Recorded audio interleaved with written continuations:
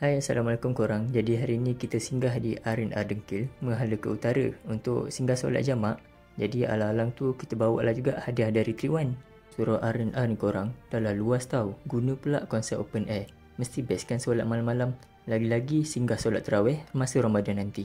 Ada ruang kosong dekat sini. Jom kita tengok apa Triwan hadiahkan untuk surau dekat R&R ni.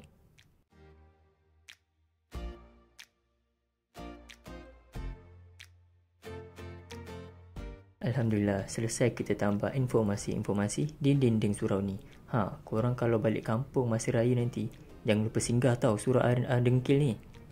Inilah antara informasi yang Triwan kasih. Antaranya adalah doa masuk dan keluar masjid.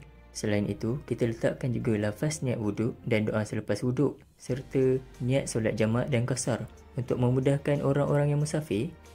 Nak kita tambah lagi informasi dekat surau mana? Cuba komen dekat bawah. Jangan lupa like dan follow.